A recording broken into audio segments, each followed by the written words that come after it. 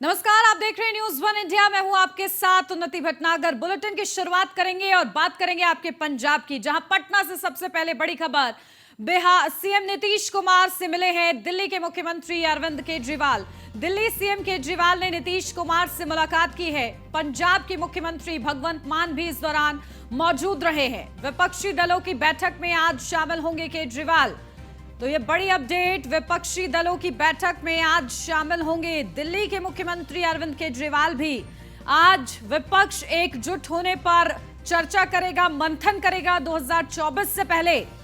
तो पंजाब के सीएम भगवंत मान ने नीतीश कुमार से मुलाकात की है, बिहार के मुख्यमंत्री से। तो दिल्ली के सीएम अरविंद केजरीवाल भी इस दौरान मौजूद रहे और आज विपक्षी दलों की बैठक है। इस बैठक में विपक्ष एकजुट होता हुआ नजर आएगा। चर्चा होगी 2024 को लेकर। तो इस चर्चा में विपक्ष के दिल किस तरीके से मिलते हैं ये देखना होगा, क्योंकि हाथ मिल चुके हैं लेकिन अभी दिल मिलना बाकी है और इस बैठक में वो मुमकिन हो पाता है या नहीं, ये देखना महत्वपूर्ण रहेगा। तो दिल्ली के सीएम अरविंद केजरीवाल भी इस बैठक में मौजूद रहे और खासतौर से आपको बता दें, आज जब विपक्षी दलों की बैठक होगी तो इस बैठक में विपक्ष के तमाम दल एक साथ एकजुट होंगे। बीजेपी के खिलाफ एक ठोस मोर्चा बनाने का प्रयास किया जाएगा। अपडेट ले लेते हैं, हमारे संवाददाता पीयूष तिवारी हमारे साथ जुड़ गए हैं। पीयूष, क्या कुछ अपडेट? देखिए, आज विपक्ष की बड़ी बैठक है विपक्षी दलों की, और आज दिल मिल पाएंगे कि नहीं विपक्ष के, क्योंकि हाथ मिला चुके हैं सभी। क्या कुछ अपडेट है फिलहाल बैठक के बारे में? देखिए, अगर हम बात करें तो निश्चित रूप से बिहार के पटना में एक बड़ी बैठक होने जा रही है और तमाम जो विपक्षी दल है, जिन जिन विपक्षी दलों को न्योता भेजा गया था वो पहुंच चुके हैं। इसमें अगर हम बात करें तो तमाम चाहे हम दिल्ली के मुख्यमंत्री अरविंद केजरीवाल की बात करें या पंजाब के मुख्यमंत्री भगवंत मान की बात करें, वो भी पटना पहुंच चुके हैं बिहार के। और कहीं ना कहीं आज विपक्षी दलों की जब बैठक होगी तब इसमें हिस्सा लेंगे। और सबसे बड़ी बात है कि 2024 के लोकसभा के चुनाव नजदीक आ रहे हैं और इससे पहले जो तमाम विचारधारा खासतौर पर विपक्षी दल है उनको इस मंच पर लाने की कवायद नीतीश कुमार जो बिहार के मुख्यमंत्री उनकी ओर से की जा रही है। हालांकि इससे पहले आपने देखा किस तरीके से दिल्ली के मुख्यमंत्री अरविंद केजरीवाल ने कहा कि इस बैठक में कहीं ना कहीं केंद्र सरकार के द्वारा लाए गए अध्यादेश के खिलाफ कहीं ना कहीं चर्चा होनी चाहिए। और इसको लेकर दिल्ली के मुख्यमंत्री अरविंद केजरीवाल ने तमाम विपक्षी दलों के नेताओं से मुलाकात भी की थी। तो निश्चित रूप से एक बड़ी बैठक आज बिहार के पटना में होने जा रही है और सबसे बड़ी बात है कि रणनीति बनाई जाएगी। लेकिन अब बैठक के बाद क्या कुछ तय होता है ये देखने वाली बात होगी। क्या वाकई में सभी के विचार आपस में मिलते हैं या नहीं मिलते? तो पिछली बार भी जब विधानसभा और लोकसभा के चुनाव से इस तरीके की कवायद की गई थी विपक्षी दलों को एकजुट करने की, एक मंच पर लाने के लिए, लेकिन शायद विपक्षी जो दल है वो एक मंच पर नहीं आ सके। लेकिन इस बार एक बड़ी तैयारी कहीं ना कहीं की गई है और इसी कड़ी में दिल्ली के मुख्यमंत्री की बात करें या पंजाब के मुख्यमंत्री की बात करें, बिहार के पटना में पहुंच चुके हैं और पूरी तरीके से तैयारियां भी कहीं नहीं वहां पे किया गया है। तमाम आम आदमी पार्टी के कार्यकर्ता है वहां पे मौजूद है, तमाम पोस्टर बैनर भी कहीं ना कहीं लगाए गए हैं स्वागत के लिए। उसके साथ ही हम बात करें तो तमाम जो मुख्यमंत्री है जो खासतौर पे विपक्ष की ओर से बात करें या अन्य पार्टियों के हैं, बीजेपी के नहीं है, वो कहीं ना कहीं वहां पे पहुंचे हुए हैं। ममता बनर्जी वहां पे पहुंची हुई हैं और कल आपने देखा इस तरीके से तस्वीरें निकलकर सामने आई, लालू प्रसाद यादव की पैर छूती हुई बंगाल की मुख्यमंत्री ममता बनर्जी नजर आई। तो तमाम तरीके की बातें आज होंगी, चर्चाएं होंगी और रणनीति बनाई जाएगी किस तरीके से भारतीय जनता पार्टी को चुनौती 2024 के लोकसभा चुनाव में दिया जा सके। लेकिन अब सबसे बड़ा सवाल इस बात पर टिका है कि आखिर विपक्ष की ओर से प्रधानमंत्री पद के लिए चेहरा कौन होगा, क्योंकि सभी के समर्थक अपने अपने नेता को कहीं ना कहीं प्रधानमंत्री पद के उम्मीदवार के तौर पर कहीं ना कहीं देख रहे हैं। लेकिन सबसे बड़ी बात है, देखने वाली बात हो गई कि पंजाब के मुख्यमंत्री भगवंत मान भी वहां पे मौजूद रहेंगे। तो निश्चित रूप से क्या कुछ रणनीति बनाई जाती है, क्या कुछ चर्चाएं होती हैं, अब इस बैठक के बाद कहीं ना कहीं विपक्षी दलों की ओर से बाकायदा प्रेस कॉन्फ्रेंस भी हो सकती है। बिल्कुल, देखिए विपक्ष आज क्या कुछ निर्णय लेता है, किस तरीके से 24 की रणनीति तय करता है, इस पर लगातार न्यूज वन इंडिया की नजर भी रहेगी। ठीक है पीयूष, आप बने रहिए हमारे साथ, लौटती हूँ आपके पास ज्यादा जानकारी के लिए। बिहार की राजधानी पटना में पंजाब के सीएम भगवंत मान ने तख्त श्री हरमिंदर जी पटना साहिब गुरुद्वारा में मत्था टेका। इस दौरान उनके साथ दिल्ली के सीएम अरविंद केजरीवाल मौजूद रहे। दोनों ने गुरु घर में हाजिरी लगाई। तो वहीं दशमेश पिता श्री गुरु गोविंद सिंह जी महाराज के जन्मस्थली तख्त श्री हरमिंदर जी पटना साहिब गुरुद्वारा में भगवंत मान ने मान सिंह और अरविंद केजरीवाल का प्रबंधक कमेटी की ओर से भव्य स्वागत किया गया। वहीं सिखी परंपरा के मुताबिक प्रबंधक कमेटी की ओर से पगड़ी बांधी गई। भगवंत मान और केजरीवाल दरबार हॉल में पहुंचे और गुरु महाराज के चरणों में मत्था टेका। देश दुनिया में अमन, चैन, सुख, शांति, समृद्धि की कामना की। तो वहीं जत्थेदार ज्ञानी बलदेव सिंह ने गुरु महाराज से जुड़े अस्त्र शस्त्र का दर्शन करवाकर उन्हें सरोपा दिया। बता दें कि दोनों मुख्यमंत्री आज विपक्षी एकता की बैठक में शामिल होने पहुंचे हैं। उससे पहले दोनों ने गुरु महाराज से आशीर्वाद प्राप्त किया। पंजाब के मुख्यमंत्री भगवंत मान और दिल्ली के मुख्यमंत्री अरविंद केजरीवाल को देखने के लिए पटना साहिब पर भीड़ उमड़ी रही। अपडेट ले लेते हैं, हमारे संवाददाता पीयूष तिवारी लगातार जुड़े हुए हमारे साथ। पीयूष, देखिए, इससे पहले कि बैठक शुरू हो मत्था टेका गया है गुरुद्वारे में और आशीर्वाद लिया गया है 2024 के लिए भी यकीनन। क्या कुछ जानकारी इस संबंध में भी? बात करें तो पंजाब के मुख्यमंत्री भगवंत मान की बात करें, वो अकेले पटना नहीं पहुंचे बल्कि उनकी मां और उनकी पत्नी भी कहीं न कहीं पटना पहुंची है और उन्होंने भी गुरुद्वारा में मत्था टेका है। क्योंकि विपक्षी दलों की आज बैठक भी होने वाली है। इससे पहले अगर हम बात करें तो दिल्ली के मुख्यमंत्री अरविंद केजरीवाल और पंजाब के मुख्यमंत्री भगवंत मान कहीं न कहीं पटना के गुरुद्वारे में जाकर उन्होंने मत्था टेका और तख्त हरमिंदर साहिब गुरुद्वारा में गुरु ग्रंथ साहिब के समक्ष मत्था टेकने के बाद पंजाब के मुख्यमंत्री भगवंत मान की पत्नी ने दान पेटी में दान भी किया। वहीं दिल्ली के मुख्यमंत्री अरविंद केजरीवाल की बात करें या पंजाब के मुख्यमंत्री भगवंत मान की बात करें तो वो दोनों ही खड़े होकर कहीं न कहीं आराधना करते हुए नजर आए। और इस तस्वीर में भगवंत मान की जो माँ है, पंजाब के मुख्यमंत्री भगवंत मान, उनकी माँ भी दिख रही है। और कहीं न कहीं गुरुद्वारा प्रबंधन कमेटी की ओर से दिल्ली के मुख्यमंत्री अरविंद केजरीवाल और पंजाब के मुख्यमंत्री भगवंत मान और उनकी पंजाब के मुख्यमंत्री भगवंत मान की पत्नी की बात करें या उनकी मां की बात करें, उनके द्वारा गुरुद्वारा के जत्थेदार ज्ञानी बलदेव सिंह ने सरोपा भी भेंट किया। तो निश्चित रूप से काफी महत्वपूर्ण दौरा पटना का माना जा रहा है। और इससे पहले तमाम जो धर्मस्थल है वहां पे भी कहीं न कहीं दोनों ही मुख्यमंत्री पहुंच रहे हैं। और आपने देखा इस तरीके से गुरुद्वारा में दोनों मुख्यमंत्री पहुंचे और कहीं न कहीं इस तरीके से प्रार्थना की। तो निश्चित रूप से काफी महत्वपूर्ण जो दौरा है वो कोई न कहीं दिल्ली के मुख्यमंत्री और पंजाब के मुख्यमंत्री भगवंत मान का है। और जिस तरीके से बिहार के मुख्यमंत्री ने, दोनों ही मुख्यमंत्री चाहे पंजाब के मुख्यमंत्री की बात करें या दिल्ली के मुख्यमंत्री की बात करें, स्वागत भी कहीं न कहीं किया और काफी महत्वपूर्ण दौरा माना जा रहा है। अब देखने वाली बात होगी कि जब विपक्षी दलों की एकता के लिए जो बैठक बुलाई गई है, इस बैठक में क्या कुछ चर्चा और रणनीति होती है बनती है। बिल्कुल, और देखिए जिस तरीके से आशीर्वाद लिया गया है और इस आशीर्वाद का भी क्या असर रहता है विपक्ष पर, यह भी देखना महत्वपूर्ण रहेगा। बहुत शुक्रिया पीयूष आपका तमाम जानकारी के लिए। बढ़ते आगे, पंजाब सरकार ने एक बड़ा फैसला लिया है। आम आदमी क्लिनिकों में अब 5 साल तक के बच्चों के आधार कार्ड भी बनाए जाएंगे। यह फैसला पंजाब के मुख्य सचिव विजय कुमार जंजुआ की अध्यक्षता में बैठक में लिया गया है। तो 5 साल तक के बच्चों के बनेंगे आधार कार्ड। पंजाब सरकार का यह बड़ा फैसला सामने आया है। मुख्य सचिव विजय कुमार जंजुआ की बैठक में यह फैसला लिया गया है। अब तक सिर्फ 44% बच्चों के आधार कार्ड बने हैं। आधार कवरेज में देश में 5वें स्थान पर पंजाब है।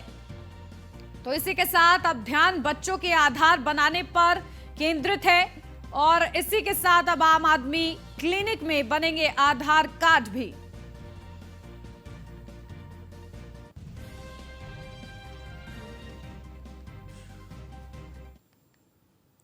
पंजाब के मुख्यमंत्री भगवंत मान ने ज्ञान के प्रसार के लिए नवीनीकरण के बाद बाबा बंदा सिंह बहादुर जिला लाइब्रेरी संगरूर को लोगों को समर्पित कर दिया है। इस मौके पर उन्होंने कहा है कि computer section, air conditioning, RO water supply और आधुनिक लैंडस्केपिंग समेत इस लाइब्रेरी में तकरीबन 250 विद्यार्थियों के बैठने की व्यवस्था की गई है। उन्होंने कहा है कि आधुनिक सुविधाओं वाली इस लाइब्रेरी को 1.12 करोड़ रुपए की लागत से एक आदर्श लाइब्रेरी के तौर पर स्थापित किया गया है।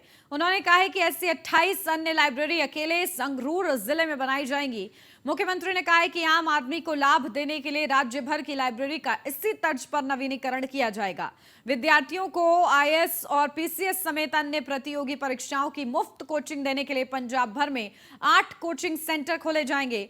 उन्होंने उम्मीद जताई है कि ये सेंटर सुनिश्चित करेंगे कि पंजाबी विद्यार्थी इन प्रतियोगी परीक्षाओं में पास होकर पूरे उत्साह के साथ देश की सेवा करें। मुख्यमंत्री ने कहा है कि राज्य सरकार ने अपने शासनकाल के 1 साल के अंदर राज्य के नौजवानों को 30,000 सरकारी नौकरियां दी हैं और आगे भर्ती भी की जा रही है। उन्होंने कहा कि राज्य सरकार नौजवानों को नौकरियां देने के कार्य को चरणबद्ध ढंग से पूरा कर रही है।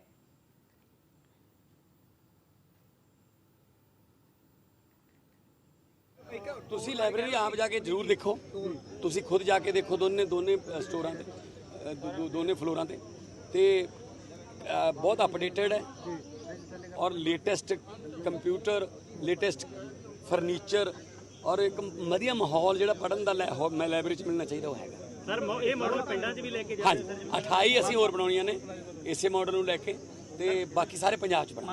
ਇਹਦੇ ਵਿੱਚ ਸਭ ਤੋਂ ਵਧੀਆ ਗੱਲ ਇਹ ਹੈ ਕਿ ਕੰਪੀਟੀਸ਼ਨ ਦੀਆਂ ਕਿਤਾਬਾਂ ਵੀ ਨੇ। ਜੇ ਕਿਸੇ ਨੇ UPSC ਦਾ ਐਗਜ਼ਾਮ ਦੀ ਤਿਆਰੀ ਕਰਨੀ ਹੈ, ਕਿਸੇ ਨੇ PCS ਦੀ ਕਰਨੀ ਹੈ, ਕਿਸੇ ਨੇ ਪੰਜਾਬ ਪੁਲਿਸ 'ਚ ਭਰਤੀ ਹੋਣ ਦੀ ਕਰਨੀ ਹੈ, ਇੱਥੇ ਕਿਤਾਬਾਂ ਨੇ। ਵਿਜੀਲੈਂਸ ਨੇ ਇੱਕ ਲਿਸਟ ਜਾਰੀ ਕਰੀ ਹੈ ਜਿਹੜੇ ਨਾਇਬ ਤਹਿਸੀਲਦਾਰ ਤੇ ਤਹਿਸੀਲਦਾਰ ਨੇ ਕਰਪਟ ਨੇ ਜੀ, ਉਹਨਾਂ ਬਾਰੇ ਸਰਕਾਰ ਨੂੰ ਕੀ ਉਹਦਾ ਵਿਜੀਲੈਂਸ ਐਕਸ਼ਨ ਲਊਗੀ। ਉਹਦੇ ਬਾਰੇ ਵੱਡਾ ਫੈਸਲਾ ਲੈਤਾ ਸਰ ਜਿਹੜਾ ਸੈਕਟਰੀ ਸਕੂਲ ਹੈ 4 ਮਹੀਨੇ ਹੋ ਗਏ ਇੱਕ ਜੁਆਇਨਿੰਗ ਪੱਤਰ ਦਿੱਤੇ ਹਨ। ਸਟੇਟ ਐਕਟ ਹੈ, ਸਟੇਟ ਐਕਟ ਦੇ ਵਿੱਚ ਅਸੀਂ ਧਾਰਾ ਜੋੜੀ ਹੈ ਕਿ ਗੁਰਬਾਣੀ ਜਿਹੜੀ ਹੈ ਉਹ ਸਾਰਿਆਂ ਲਈ ਜਿਹੜੀ ਅਵੇਲੇਬਲ ਹੋਣੀ ਚਾਹੀਦੀ ਹੈ, ਫ੍ਰੀ ਆਫ ਕਾਸਟ ਤੇ ਫ੍ਰੀ ਟੂ 에ਅਰ, ਤਾਂ ਕਿ ਅਸੀਂ ਜਿੱਧਰ ਵੀ ਜਿਹੜਾ ਵੀ ਚੈਨਲ ਲਾਈਏ, ਜਿਹੜਾ ਵੀ ਰੇਡੀਓ ਦਾ ਸਟੇਸ਼ਨ ਲਾਈਏ, ਉੱਥੇ ਸਾਨੂੰ ਗੁਰਬਾਣੀ ਜਿਹੜੀ ਆ ਉਹ ਸਰਵਣ ਕਰਨ ਲਈ ਮਿਲੇ। ਤੋ ਇਹ ਸਾਰੀ ਦੁਨੀਆ 'ਚ ਪੰਜਾਬੀ ਵਸਦੇ ਨੇ। ਨਾਨਕ ਲੇਵਾ ਸੰਗਤ ਬਹੁਤ ਸਾਰੇ ਕੱਲ ਦੇ ਮੈਨੂੰ ਫੋਨ ਆ ਰਹੇ ਨੇ ਕਿ ਤੁਸੀਂ ਇਹ ਬਹੁਤ ਵਧੀਆ ਕੀਤਾ, ਔਰ ਜਿਹੜੇ ਇਤਰਾਜ਼ ਕਰਦੇ ਨੇ ਉਹਨਾਂ ਨੂੰ ਇਹ ਸਮਝ ਨਹੀਂ, ਮੈਨੂੰ ਇਹ ਸਮਝ ਨਹੀਂ ਆਉਂਦੀ ਕਿ ਉਹਨਾਂ ਨੂੰ ਵੀ ਤਾਂ ਫ੍ਰੀ ਮਿਲੂਗੀ, ਉਹਨਾਂ ਦੇ ਚੈਨਲਾਂ ਨੂੰ ਵੀ ਤਾਂ ਫ੍ਰੀ ਮਿਲੂਗੀ, ਠੀਕ ਹੈ ਨਾ। ਪਹਿਲਾਂ ਹੁਣ ਉਹ ਇੱਕ ਅਧਿਕਾਰ ਬਣਾ ਰੱਖਿਆ ਉਹਨਾਂ ਨੇ, ਐਕਸਕਲੂਸਿਵ ਰਾਈਟਸ ਨੇ ਕਿ ਸਾਡੇ ਬਿਨਾਂ ਕੋਈ ਹੋਰ ਨਹੀਂ ਦਿਖਾ ਸਕਦਾ। ਤੇ ਬਕਾਇਦਾ ਉਹਨਾਂ ਦੀ ਐਡ ਆਉਂਦੀ ਹੈ 99 ਰੁਪਏ ਦਾ ਐਪ ਡਾਊਨਲੋਡ ਕਰੋ ਅਤੇ ਸੁਣੋ ਦਰਬਾਰ ਸਾਹਿਬ ਤੋਂ ਗੁਰਬਾਣੀ, ਤੇ ਨਾਲੇ ਕਹਿੰਦੇ ਸੀ ਗੁਰਬਾਣੀ ਵੇਚਦੇ ਇਸ ਕਰਕੇ ਇਨਕਾਰ ਕਰਤਾ। ਗੁਰਬਾਣੀ ਨੂੰ ਲੈ ਕੇ ਤੁਸੀਂ ਕਿਹਾ ਵੀ ਕਾਫੀ ਥੋੜਾ ਬਿਆਨ ਆਇਆ ਵੀ ਇਹਦਾ ਵਪਾਰੀਕਰਨ ਕੀਤਾ ਜਾ ਰਿਹਾ, ਉਹ ਤਾਂ ਖੰਡਨ ਕਰਦੇ ਆ। PTC ਨੇ ਕਿਹਾ ਵੀ ਕੋਈ ਇੱਕ ਵੀ ਸਬੂਤ ਦੇ ਦੇ ਅਸੀਂ 1 ਕਰੋੜ ਰੁਪਇਆ ਇਨਾਮ ਦੇਵਾਂਗੇ। ਕੋਈ ਗੱਲ ਨਹੀਂ ਜੀ, PTC ਤੋਂ ਬਹੁਤ ਸਾਰੇ ਕਰੋੜ ਲੈਣੇ ਨੇ, ਹਜੇ ਲਵਾਂਗੇ ਜੀ। ਸਾਡੇ ਲਈ ਬੜੀ ਖੁਸ਼ੀ ਦੀ ਗੱਲ ਆ ਜੇ ਅਸੀਂ ਸਮੇਂ ਦੇ, ਜਿਵੇਂ ਮਾਨ ਸਾਹਿਬ ਕਹਿੰਦੇ ਹੁੰਦੇ ਆ, ਸਮੇਂ ਦੇ ਹਾਣੀ ਹੋਣਾ ਹੈ ਤਾਂ ਇਸ ਤਰ੍ਹਾਂ ਦੀਆਂ ਜਿਹੜੀਆਂ ਲਾਇਬ੍ਰੇਰੀਆਂ ਨੇ ਉਹ ਬਣਨੀਆਂ ਬਹੁਤ ਜ਼ਰੂਰੀ ਨੇ। ਇਹ ਫੁੱਲੀ AC ਲਾਇਬ੍ਰੇਰੀ ਹੈ, ਇੱਥੇ ਵਾਈਫਾਈ ਵੀ ਹੈ, ਦੀ ਸੁਵਿਧਾ ਵੀ ਹੈ, ਹਰ ਪ੍ਰਕਾਰ ਦੀ ਇੱਥੇ ਇੱਕ ਬੁੱਕ ਹੈ ਤੇ ਇਸ ਤਰ੍ਹਾਂ ਦੀ ਲਾਇਬ੍ਰੇਰੀਆਂ ਬਹੁਤ ਜ਼ਰੂਰੀ ਨੇ ਅੱਗੇ ਵਧਣ ਲਈ। ਭਾਜੀ ਕੀ ਨਾਮ ਆ ਤੁਹਾਡਾ? ਰਾਜੇਸ਼ ਕੁਮਾਰ। ਕਿਵੇਂ ਦੇਖਦੇ ਹੋ ਜੀ ਅੱਜ ਜਿਹੜੀ ਲਾਇਬ੍ਰੇਰੀ ਦਾ ਉਦਘਾਟਨ ਹੋਇਆ, ਕਿਸ ਤਰ੍ਹਾਂ ਦੀ ਬੁੱਕਸ ਤੁਸੀਂ ਦੇਖਣ ਨੂੰ ਮਿਲੀਆਂ ਨੇ, ਕਿਵੇਂ ਕੀ ਕਹਿਣਾ ਚਾਹੁੰਦੇ?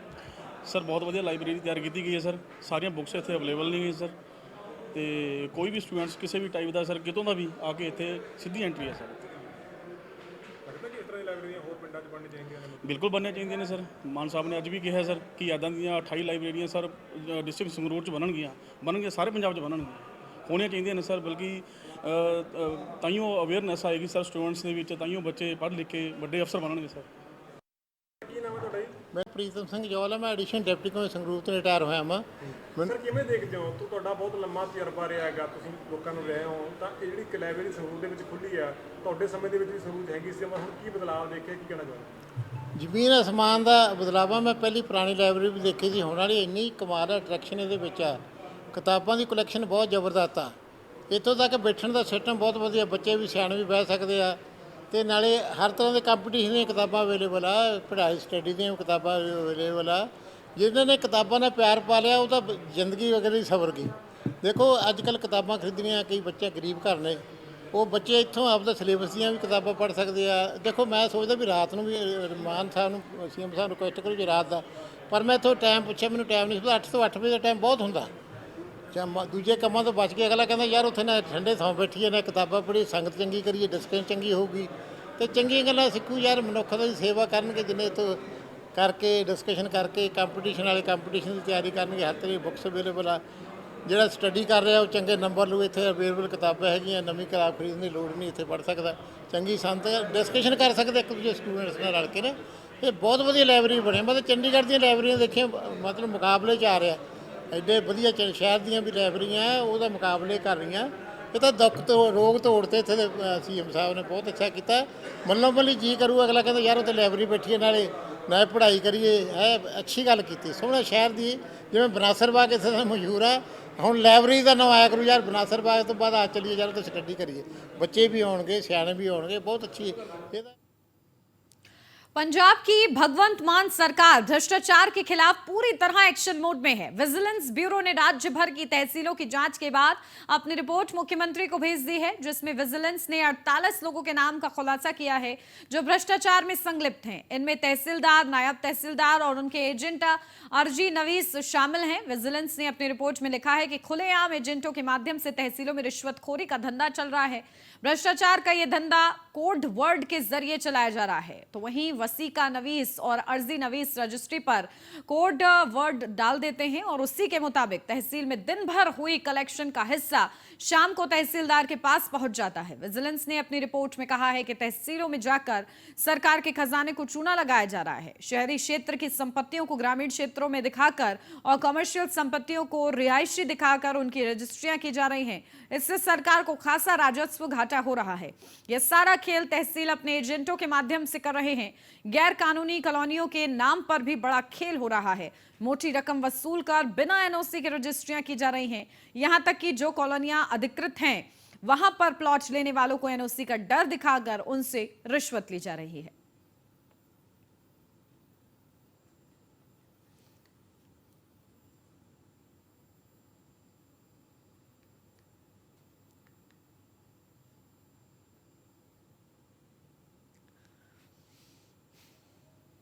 पंजाब की भगवंत मान सरकार राज्य में अपनी मर्जी के पुलिस अफसर को डीजीपी नियुक्त कर सकेगी। विधानसभा में मंगलवार को आम आदमी पार्टी सरकार ने पंजाब पुलिस एक्ट में संशोधन का प्रस्ताव रखा है, जिसे मंजूरी मिल गई है। यह बिल तब पास किया गया जब पंजाब में नियुक्त कार्यकारी डीजीपी गौरव यादव को 1 साल पूरा होने वाला है। विधानसभा में पास बिल के अनुसार राज्य में एक कमेटी बनेगी जिसमें 7 सदस्य होंगे, जिसके अध्यक्ष पंजाब हरियाणा हाईकोर्ट के रिटायर्ड जस्टिस होंगे। कमेटी पुलिस अफसरों का पैनल फाइनल करके राज्य सरकार को भेजेगी। सरकार पैनल में से किसी एक अफसर को पंजाब का डीजीपी नियुक्त कर सकेगी, लेकिन अभी तक ऐसा नहीं हो रहा था। अभी तक राज्य सरकार नए डीजीपी के लिए केंद्र को सीनियर मोस्ट पुलिस अफसरों के नाम भेजती है। इसके बाद यूपीएससी उनमें से 3 अफसरों का पैनल सेलेक्ट करके राज्य सरकार को वापस भेजती है। फिर यूपीएससी के पैनल में शामिल 3 में से किसी एक अफसर को राज्य सरकार डीजीपी नियुक्त करती है। पास हुए एक्ट के अनुसार कमेटी में 7 सदस्य होंगे, जिसमें मुख्य सचिव, पंजाब पब्लिक सर्विस कमीशन के एक नॉमिनेटेड सदस्य, गृह विभाग का प्रबंधकीय सचिव, केंद्रीय विदेश मंत्रालय द्वारा नॉमिनेटेड और पंजाब पुलिस का एक सेवा मुक्त डीजीपी इस कमेटी के सदस्य होंगे।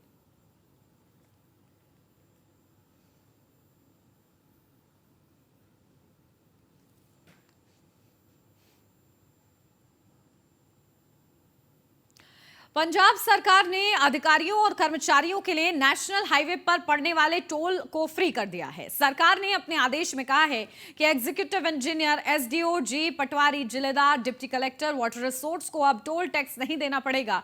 ड्यूटी के दौरान इन सभी को नेशनल हाईवे पर पड़ने वाले सभी प्रकार के टोल टैक्स से मुक्त कर दिया गया है। प्रिंसिपल सेक्रेटरी वाटर रिसोर्स ने इस बारे में हरियाणा के पंचकुला में national highway authority of India के रीजनल ऑफिस को भी सूचित किया है। अपने पत्र में उन सभी अधिकारी कर्मचारियों को कैटेगरी के बारे में सूचित किया गया है जिन्हें एग्जेम्प्ट किया गया है।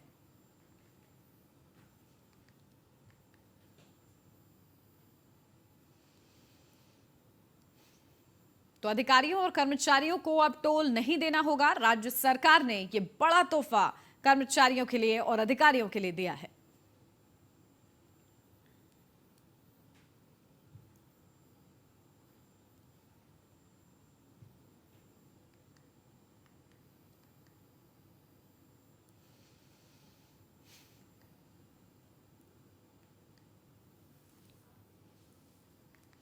लखनऊ से बड़ी खबर, जहां यूपी बोर्ड के पाठ्यक्रम से जुड़ी हुई है महत्वपूर्ण खबर। पाठ्यक्रम में वीर सावरकर की जीवनी शामिल। तो 2023-24 के सत्र में नैतिक शिक्षा पाठ्यक्रम में जीवनी, पाठ्यक्रम में 50 महापुरुषों की जीवन गाथा शामिल रहेगी। 9 से 12 के छात्र छात्राएं पढ़ेंगे महापुरुषों की जीवनी।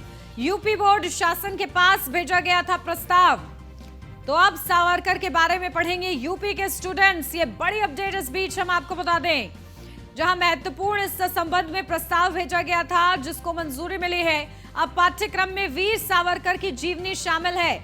2023-24 के सत्र में नैतिक शिक्षा पाठ्यक्रम में जीवनी मौजूद रहेगी और इस पाठ्यक्रम में 50 महापुरुषों का जीवन गाथा के बारे में बताया गया है।